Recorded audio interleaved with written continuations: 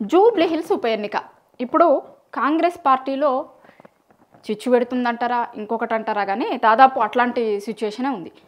Jubilee హిల్స్లో ఉప ఎన్నిక జరగబోతుంది. ఇప్పుడు సరే, ఇప్పుడు ఎప్పుడు జరుగుతుంది, బీహార్ ఎన్నికలతో జరుగుతాయి అని ఒకటి అంటున్నారు, లేదు ఇంకా వెనక జరుగుతుందా ముందు జరుగుతుంది. కానీ ఇప్పుడు క్యాండిడేట్ సెలెక్షన్ అనేది కాంగ్రెస్ పార్టీకి పెద్ద తలకాయ నొప్పి లెక్క తయారైందట. ఆల్రెడీ బీఆర్ఎస్ పార్టీ క్యాండిడేట్ని అనౌన్స్ చేసింది. మాగంటి గోపీనాథ్ అక్కడ చనిపోయిండు, దానివల్ల వచ్చిన ఉప ఎన్నిక అది. వాళ్ళ భార్యకే బీఆర్ఎస్ పార్టీ టికెట్ ఇచ్చింది. ఆల్రెడీ ఆమెను క్యాండిడేట్గా అనౌన్స్ చేసిర్రు. వాళ్ళ డివిజన్ మీటింగ్లు పెట్టుకుంటున్నారు. తెలంగాణ భవన్లో వాళ్ళ వర్కింగ్ ప్రెసిడెంట్ కేటీఆర్ చాలా సందర్భాలలో మీటింగ్లు పెట్టిర్రు. తర్వాత ఆమె గ్రౌండ్లో కూడా తిరుగుతుంది. ఆమె వాళ్ళ పిల్లలు అందరూ గ్రౌండ్లో తిరుగుతున్నారు. ప్రచారం స్టార్ట్ చేసి కూడా చాలా రోజులైంది. ఇంకా కాంగ్రెస్ పార్టీ, అధికార కాంగ్రెస్ పార్టీలో క్యాండిడేట్ సెలెక్షనే ఇప్పటిదాకా కాలే. క్యాండిడేట్ సెలెక్షన్ కోసం జరుగుతున్న రచ్చ ఇదంతా. ఒక పలానాయనని క్యాండిడేట్కి ఎట్లా చెప్తావు, నాకెందుకు ఇయ్యరు అని ఇంకొకయనే, ఆయనకెందుకు ఇస్తావు, ఆయనకున్న ప్లస్ లేనిది నాకున్న మైనస్ లేనిది నాకెందుకు ఇయ్యరు టికెటు అని ఇంకొకయనే. సరే, వీళ్ళందరికంటే ముందు ఫస్ట్ అజారుద్దీన్ ఉండే ఆడ, అసలు బరిలా ఆయన ఉండే, ఆయనకైనా అనౌన్స్ కూడా చేసుకున్నాడు. జూబ్లీ హిల్స్ ఉప ఎన్నిక వస్తుంది అనగానే మాగంటి గోపీనాథ్ చనిపోగానే ఉప ఎన్నిక వస్తే కనుక నాదే టికెట్ నేనే పోటీ చేస్తా అని ఆయన గతంలో ప్రకటించుకున్నాడు. దాని తర్వాత సరే, వాళ్ళ కాంగ్రెస్ పార్టీలో కూడా చాలా మంది అట్లెట్లా ప్రకటించుకుంటారు, హైకమాండ్ డిసైడ్ చేస్తుంది, ఈయన ఎవరు మాట్లాడటానికి అన్నారు. ఆయన ప్రయత్నాలు ఆయన చేసిండు, హైకమాండ్ అది ఇది అంతా అయింది. దాని తర్వాత ఆయనని ఎమ్మెల్సీగా అనౌన్స్ చేసిరు. అంటే ఆయన పక్కకి వెళ్ళిపోయిండు. ఇక ఎమ్మెల్సీగా అనౌన్స్ చేయడంతో ఆయన పక్కకి వెళ్ళిపోయిండు. ఫస్ట్ ఉన్నది ఆయనే. దాని తర్వాత ఇప్పుడు కొత్తగా చాలా మంది పేర్లు వచ్చినాయి. బొంతు రామ్మోహన్ పేరు, నవీన్ యాదవ్ పేరు, అంజన్ కుమార్ యాదవ్ పేరు, ఇట్లా రకరకాల పేర్లు. ఇంకా కొంచెం మాట్లాడితే రంజిత్ రెడ్డి గతంలో పోటీ చేసి ఓడిపోయిన ఆయన, అంతకుముందు బీఆర్ఎస్ పార్టీలో ఉండే ఆయన, బీఆర్ఎస్ పార్టీ నుంచి కాంగ్రెస్ పార్టీలోకి పోయిండు, కాంగ్రెస్ పార్టీలో ఓడిపోయి ఇప్పుడున్న రంజిత్ రెడ్డి నేను కూడా పోటీ చేస్తా ఈడ అని ఆయన అడుగుతుండట. అయితే క్యాండిడేట్ సెలెక్షనే ఇప్పటిదాకా కాలే. అయితే క్యాండిడేట్ సెలెక్షన్ కాకపోవడు ఒకటైతే, ఎందుకు చిచ్చు అంటే ఇప్పుడు అంజన్ కుమార్ యాదవ్ చుట్టూ ఇది తిరుగుతుంది. ఏంది అంటే ఆయనకి ఎట్లా ఇస్తారు, ఎందుకు ఇస్తారు అని కొంతమంది, ఎందుకు ఇయ్యరు అని ఆయన. ఇప్పుడు ఒక ఫ్యామిలీలో ఆల్రెడీ వీళ్ళ కొడుకు ఎంపీగా ఉన్నాడు, ఫ్యామిలీకి 2 టికెట్లు ఎట్లా ఇస్తారు, ఆల్రెడీ మీ కొడుకు ఎంపీగా ఉన్నాడు కదా అనేది కొంతమంది మాట్లాడుతున్నారు. దానికి ఆయన కూడా నిజంగా చాలా లాజిక్గా మాట్లాడుతున్నాడు. ఆయన చెప్పేది, ఇప్పుడు కాంగ్రెస్ పార్టీలో ఏమన్నా రాజ్యాంగంలో మనం ఏమన్నా రాసుకున్నామా, పార్టీ రూల్ బుక్ ప్రకారం ఒక ఫ్యామిలీలో ఇద్దరికి ఇవ్వద్దు అనేమన్నా రూల్ ఉందా? గదే రూల్ వర్తిస్తే కనుక మన కాంగ్రెస్ పార్టీలో ఇదివరకు ఉన్న పరిస్థితి ఏంది మరి? ఇప్పుడు కోమటిరెడ్డి బ్రదర్స్ ఉన్నారు కదా, వాళ్ళ ఇద్దరికి టికెట్లు ఇచ్చింది కదా కాంగ్రెస్ పార్టీ. మన పార్టీలో అట్లాంటి రూల్ ఏమన్నా ఉందా? వాళ్ళిద్దరికి టికెట్లు ఇచ్చిర్రు. దాంట్లో ఇట్లలో ఒక ఆయన మంత్రి కూడా, ఇంకొక ఆయన నాకు కూడా మంత్రి పదవి కావాలని కొట్లాడుతున్నాడు. ఆల్రెడీ ప్రభుత్వం మీద, సీఎం గారి మీద ఆయన మాట్లాడుతున్నది కూడా మనం చూసినాం. ఇద్దరు ఉన్నారు ఫ్యామిలీలో, ఒక ఆయన మంత్రిగా ఉన్నాడు, ఇంకొక ఆయన మంత్రి పదవి కోసం తండ్లాడుతున్నాడు. అట్లా వాళ్ళిద్దరికి ఇచ్చిర్రు కదా. ఇంకోటి జానారెడ్డి కొడుకులు ఇద్దరు ఉన్నారు, వాళ్ళిద్దరికి కూడా ఫ్యామిలీలో ఇద్దరికి టికెట్ ఇచ్చిర్రు కదా. మరి అది ఎట్లా లెక్క అవుతుంది? నా ఫ్యామిలీ వరకు వచ్చేసరికి మాత్రం కుటుంబంలో 2 పదవులు అనే కొత్త ముచ్చట తీసుకొని వస్తారు, మరి వాళ్ళకి ఎట్లా ఇచ్చిర్రు? ఇంకొకటి, అదే జిల్లాలో ఉత్తమ్ కుమార్ రెడ్డి ఆయన భార్య ఇద్దరికి టికెట్లు ఉన్నాయి. ఒక ఆయన మంత్రి, ఉత్తమ్ కుమార్ రెడ్డి గారు మంత్రి, వాళ్ళ భార్యనేమో ఎమ్మెల్యే. మరి వాళ్ళ ఫ్యామిలీలు ఎట్లా ఇచ్చిర్రు? ఇట్లా చెప్పుకుంటూ పోతే మస్తు ఎగ్జాంపుల్స్. ఇప్పుడు డిప్యూటీ సీఎం ఉన్నాడు బట్టి విక్రమార్క గారు, వాళ్ళ ఫ్యామిలీలో ఇంకొకరికి కూడా టికెట్ ఉంది కదా, వాళ్ళ ఫ్యామిలీలో ఇంకొకరికి కూడా టికెట్ ఇచ్చిర్రు కదా మల్లు రవి గారికి. మరి ఆయనకి ఎట్లా ఇచ్చిర్రు? అటు దిక్కుపోతే వివేక్ ఉన్నాడు, వివేక్ ఫ్యామిలీలో వివేక్కి ఇస్తారు, ఎమ్మెల్యే ఇస్తారు, మంత్రి పదవి ఇస్తారు, వాళ్ళ కొడుకు ఎంపీ ఇస్తారు, వాళ్ళ అన్నకి ఎమ్మెల్యే ఇస్తారు.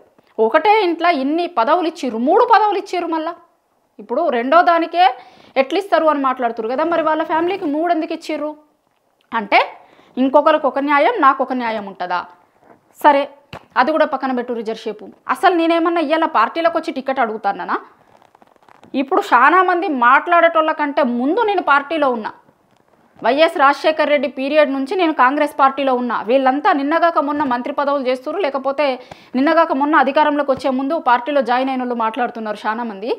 నేను గతంలోనే మంత్రిగా పనిచేసిన, చాలా ఏండ్ల నుంచి కాంగ్రెస్ పార్టీలో ఉన్న ఇప్పుడున్న చాలా మంది కంటే కూడా నేను సీనియర్ని కాంగ్రెస్ పార్టీలో.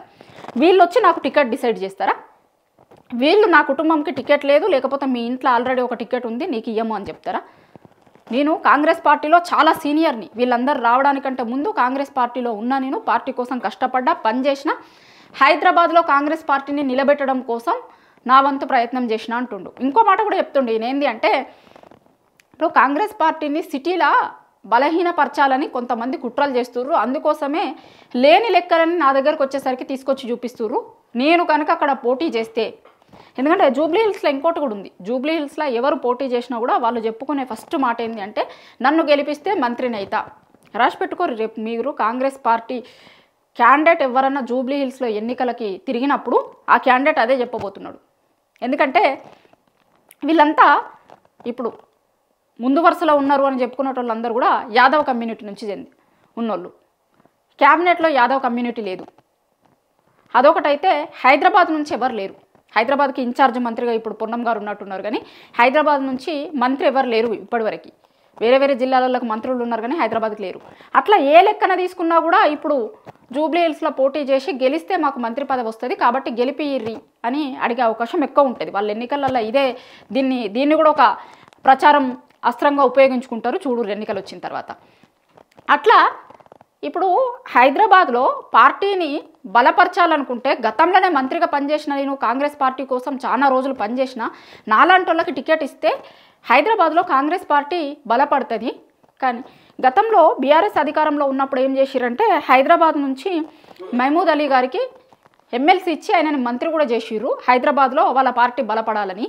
గట్లనే నాయన నరసింహారెడ్డి గారు ఉండే, ఆయనను కూడా పార్టీ మంత్రి పదవి ఇచ్చింది.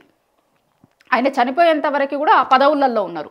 అట్లా ఆయనని పార్టీ కాపాడుకుంది. అట్లా బీఆర్ఎస్ పార్టీ బలపడడానికి హైదరాబాద్లో చాలా ప్రయత్నాలు చేసిరు వాళ్ళు. కానీ ఇప్పుడు మా కాంగ్రెస్ వల్ల చేస్తున్నవి చూస్తే ఏమనిపిస్తుందంటే వీళ్ళు కాంగ్రెస్ని హైదరాబాద్లో బలహీనపరచాలి అని చూస్తున్న లెక్క కనిపిస్తుంది. ఎందుకంటే హైదరాబాద్లో బలమైన నాయకుడినైన నాలాంటి వాళ్ళను మీ ఇంట్లో ఇద్దరికి ఇయ్యము, వాళ్ళ ఇంట్లో ఆల్రెడీ వాళ్ళ కొడుకున్నాడు కదా ఈయనకి ఇయ్యము అని చెప్తున్నాయి అన్నీ చూస్తే నాకు ఇవే అనుమానాలు వస్తున్నాయి. హైదరాబాద్లో కాంగ్రెస్ పార్టీని బలహీనపరచాలనే కుట్రలు జరుగుతున్నాయేమో అనేది అంజన్ కుమార్ యాదవ్ గారు మాట్లాడుతున్నారు. నిజంగా ఆయన మాట్లాడుతున్న కొన్ని చాలా వాటిని లాజిక్గా మాట్లాడుతుండు. నిజంగా ఎవ్వరు కూడా కొట్టిపారేసేటివి కాదు ఇవి. ఆయన అడుగుతున్న ఒకటే కుటుంబంలో 2 ఇచ్చిర్రు కదా మీరు గతంలో వేరే వాళ్ళకి. ఆయన చెప్తున్న ఎగ్జాంపుల్స్ కోమటిరెడ్డి కావచ్చు, ఉత్తమ్ కుమార్ రెడ్డి గారు కావచ్చు, వివేక్ కావచ్చు, బట్టి విక్రమార్క గారు కావచ్చు, ఇట్లా వీళ్ళందరికీ ఇచ్చిర్రు కదా. వాళ్ళందరికీ లేని రూల్ నాకెందుకు వర్తిస్తుంది?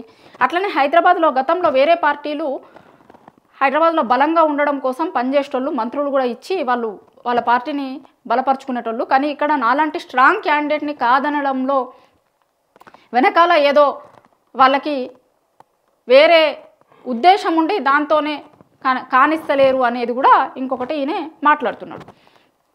సరే, ఎవరికి టికెట్ ఇస్తారు, ఏం జరుగుతుంది, ఏంది అనేది ఇక్కడ వీళ్ళు డిసైడ్ చేసేది ఏముండదు. వీళ్ళు 3-4 లిస్టు పంపిస్తారు, మళ్ళీ హైకమాండ్ డిసైడ్ చేస్తుంది. ఇక్కడ ఏది కూడా కాంగ్రెస్ పార్టీలో వీళ్ళు డిసైడ్ చేసేది ఉండదు, హైకమాండ్ డిసైడ్ చేస్తుంది. హైకమాండ్కి ఆల్రెడీ పంపించినట్టున్నారు, షార్ట్ లిస్ట్ చేసి 3-4 పేర్లతో పంపించినాము అని అంటున్నారు. ఇవాళ రేపట్లో వాళ్ళ హైకమాండ్ డిసైడ్ చేస్తుంది, డిసైడ్ చేసి పంపిస్తుంది అని చెప్తారు. కానీ హైకమాండ్ డిసైడ్ చేసే ముందు వీళ్ళు కూడా ఇక్కడ మాట్లాడతారు కదా, వాళ్ళకున్న బలాలేంది, బలహీనతలేంది, మాకు ఎందుకు అడుగుతున్నాం పార్టీ టికెట్ అనేది మాట్లాడతారు కదా. ఓ గది ఇప్పుడు నడుస్తున్న పంచాయతీ హైదరాబాద్లో జూబ్లీ హిల్స్ ఉప ఎన్నికకి సంబంధించినటువంటి పంచాయతీ కాంగ్రెస్ పార్టీలో ఇది నడుస్తుంది. ఎందుకు నా విషయంకి వచ్చేసరికి మాత్రమే లేనిపోనివన్నీ నా చుట్టూ తిప్పుతున్నారు, నాకెందుకు ఇయ్యరు, అసలు నా ఫ్యామిలీలో ఇంకొకరికి ఇచ్చినంత మాత్రం నాకు ఇవ్వద్దని ఉన్నారా, నేను ఇయ్యాలేమన్నా కాంగ్రెస్ పార్టీలోకి వచ్చినా? చాలా ఏళ్ళ నుంచి నేను కాంగ్రెస్ పార్టీ కోసం పార్టీలోనే ఉండి పార్టీని బలోపేతం చేసేందుకు హైదరాబాద్లో చాలా పనిచేసిన నేను. ఇప్పుడు ఈ కొత్త ఈక్వేషన్స్ ఎందుకు తీసుకొస్తుర్రు అనేది ఆయన వాదన. నిజంగా ఆయన చేస్తున్న వాదనలో కూడా ఖచ్చితంగా బలం ఉంది. ఆయన ఏం వట్టిగా నార్మల్గా మాట్లాడుతున్నది కాదు, ఆయన చెప్తున్న చాలా వాటిల్లో నిజం ఉంది. గతంలోనే మంత్రిగా పనిచేసిండు గతంలో ముఖేష్ గౌడ్ ఇద్దరు కూడా హైదరాబాద్లో కాంగ్రెస్ పార్టీ, ఒకరు యాదవ్ కమ్యూనిటీ, ఇంకొకరు గౌడ్ కమ్యూనిటీ నుంచి హైదరాబాద్లో చాలా స్ట్రాంగ్గా కాంగ్రెస్ పార్టీ ఉండేందుకు వాళ్ళందరూ కూడా అప్పుడు పనిచేసిర్రు. సో దాన్నే ఇప్పుడైనా చెప్పి ఖచ్చితంగా నాకు ఇవ్వాల్సిందే అనేది ఆయన అడుగుతున్నాడు. సరే, ఎవరికి ఇస్తారు, ఏం చేస్తారు అనేది వాళ్ళ హైకమాండ్ డిసైడ్ చేస్తుంది. హైకమాండ్ సీల్డ్ కవర్లో ఒక పేరు పంపిస్తుంది, దాన్ని ఇక్కడికి వచ్చిన ఇక్కడ ఉన్న నాయకులు అనౌన్స్ చేస్తారు. దాని తర్వాత జూబ్లీ హిల్స్లో ఎవరు పోటీ చేస్తారు అనేది డిసైడ్ అవుతుంది. కానీ డిసైడ్ అవ్వడానికంటే ముందైతే కాంగ్రెస్ పార్టీలో ఈ ఆ సీటు కోసమని ఇట్లాంటి పంచాయతీ నడుస్తుంది.